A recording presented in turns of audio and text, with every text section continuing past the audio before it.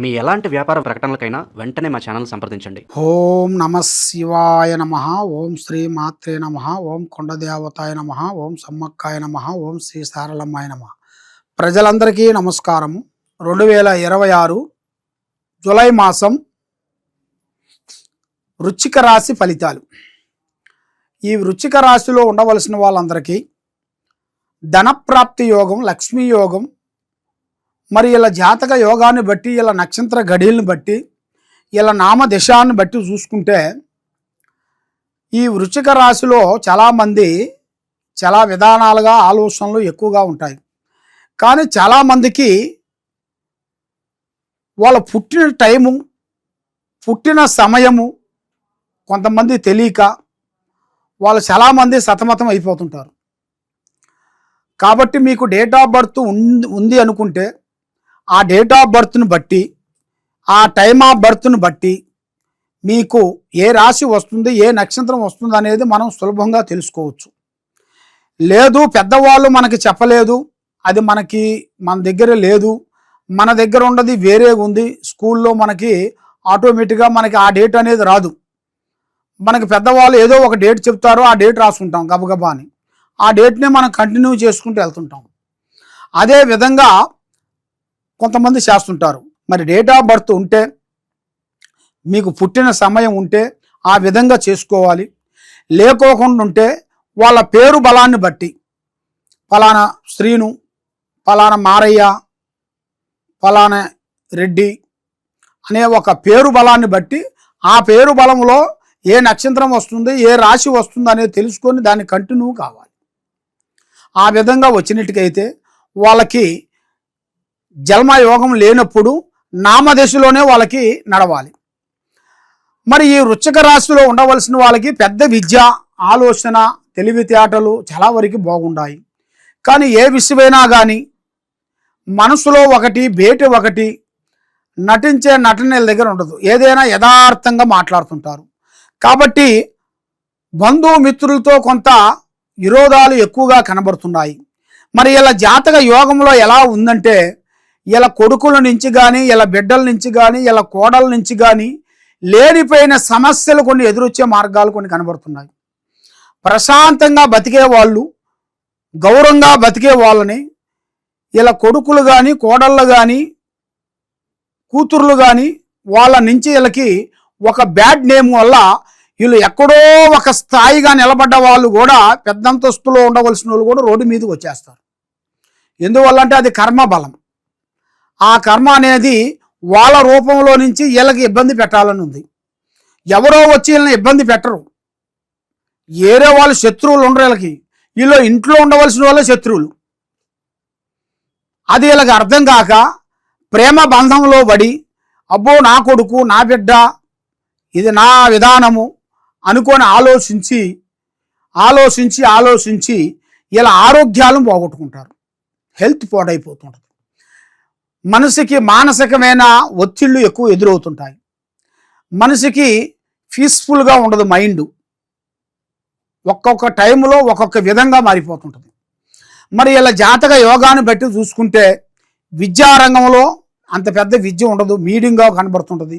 ఎంత చదివినా కూడా వీళ్ళకి ఉద్యోగం రాదు. మరి ఎంత వ్యాపార బిగినిస్ చేసినా కూడా ముందుకు కలిసి రాకోకుండా ఉండటం, మానసికమైన ఒత్తిళ్ళు, నమ్మిన వాళ్ళు మోసం చేయటం, నమ్మక ద్రోహం జరగటం, అన్నదమ్ముల మధ్య, అక్కజల్లుల మధ్య వీళ్ళకి లేనిపోయిన కొన్ని సమస్యలు ఎదురవుతుంటాయి. మరి ఏ కార్యక్రమం చేసినా కూడా ఆ కార్యక్రమం చేతికాడికి వస్తుంటుంది కానీ నోటికి అందకుండా పోతుంది. చూసే వాళ్ళ వరకు బాగుండవు, నీకేం తక్కువ, పెద్ద పెద్ద పనులు పూర్తి చేస్తున్నావు, పెద్ద పెద్ద వాళ్ళతో మీకు పరిచయాలు, మీకు స్థిరాస్తులు ఉన్నాయి అన్నట్టుగా మీ మీద నరఘోష ప్రభావం అనేది 9% పడుతుంది.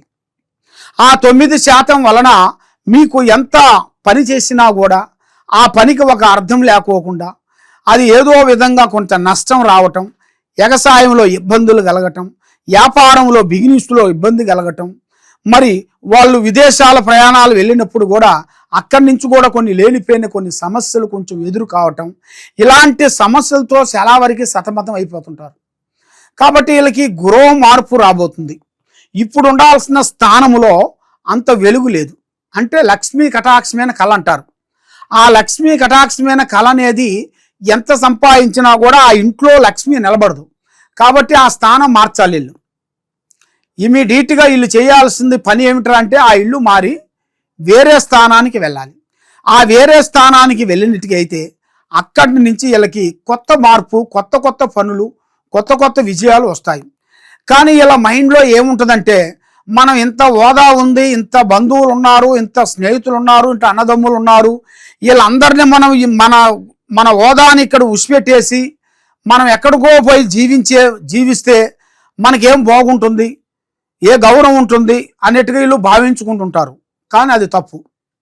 ఎందువల్లంటే ఇప్పుడు వీళ్ళు ఉండాల్సిన స్థానంలో అనుకూలం లేని దాని వలన వీళ్ళ మీద ఉండాల్సిన కొన్ని గ్రహాలు వాళ్ళ పిల్లల మీదకి వచ్చి ఆ పిల్లలతో కొన్ని చెడు పనులు చేయించి చెడు సమస్యల్లోకి ఎరక్కబోయి వాళ్ళు చెడు వ్యసనానికి బానిసైపోయి దానివల్ల వీళ్ళకి లేనిపోయిన సమస్యలు కొన్ని వచ్చేసి పోలీస్ స్టేషన్ నుంచి కానీ కుటుంబంలో నుంచి కానీ కొన్ని ఆందోళనలు కొంచెం ఎదురైపోయి కుటుంబంలో మానసికమైన ఒత్తిళ్లు కొన్ని ఎదురైపోయి ఆ లక్ష్మమ్మోరు అనేది వీళ్ళ చేతిలో ఎక్కువగా నిలబడుకోకుండా మానసికమైన ఒత్తిడి వల్ల ఆరోగ్య సమస్యలో పడిపోయి ఆందోళనలో పడిపోతారు. వీళ్ళు ఆ ఆందోళన వీళ్ళు తప్పించుకోవాలని ఎన్నో విధానాలుగా ఆలోచిస్తారు. కానీ ఏ పూజ చేసినా వీళ్ళకి ఫలించదు. ఎందుకంటే గ్రహాలు అలా పట్టుకుంటాయి వీళ్ళని.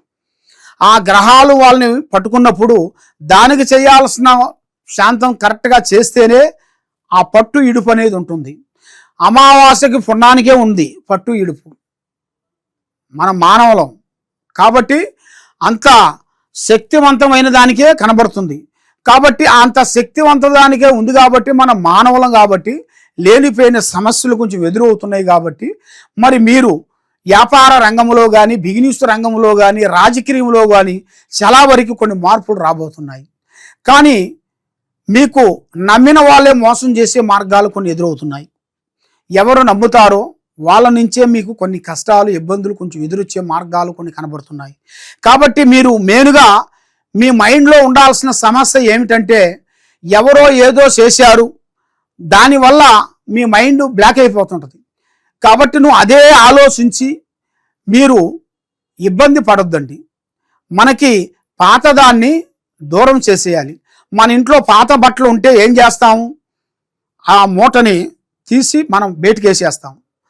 అది బయటికి వేసేస్తేనే మనం కొత్త డ్రెస్సులు మనకి కొనుక్కోవటానికి కానీ కొత్త వస్తువులు మనం చేసుకోవటానికి కానీ అవకాశం ఉంటుంది.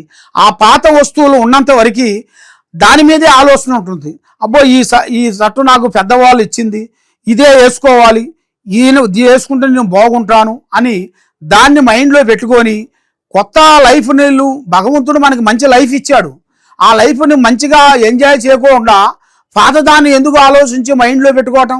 ఆ పాత మైండ్లో ఉండాల్సిన చెడుని మనం తీసేసి పాత మూటని ఎలా బయటకు ఇస్త్రేస్తామో అదే విధంగా మన మైండ్లో ఉండాల్సినవి మెయిన్గా పాత మాటలు, పాత విధానాలు, మన మీద ఎవరు శత్రువులు ఏ చేశారో అవన్నిటిని మనం డివైడ్ చేసేసేయాలి. అప్పుడు మీకు ఆరోగ్యపరంగా కానీ కుటుంబ పరంగా కానీ పిల్లల పరంగా కానీ వ్యాపార బిజినెస్ పరంగా కానీ మీరు చేసే రియల్ ఎస్టేట్ పరంగా కానీ యూట్యూబ్ రంగంలో కానీ సినీ ఫీల్డ్లో కానీ మీకు కొత్త లైఫ్ అనేది మీకు ఎదురవుతుంది. మీరు పాతదాన్నే పట్టుకొని మీరు ఏలాడదనేది కన్నా కొత్త దాని గురించి మీరు ప్రయత్నం చేయండి. మీకు కొత్త లైఫ్ అనేది మీకు ఎదురవుతుంది. కాబట్టి మీరు ఎక్కడెక్కడో పోయి జ్యోతిష్యం చెప్పించుకొని నిరాశ చెంది బాధపడుతూ ఉన్నారా? తప్పకుండా ఈ కింద ఉండాల్సిన నెంబర్కి ఒకసారి మాకు సంప్రదించండి. ఓం నమ శివాయ నమః.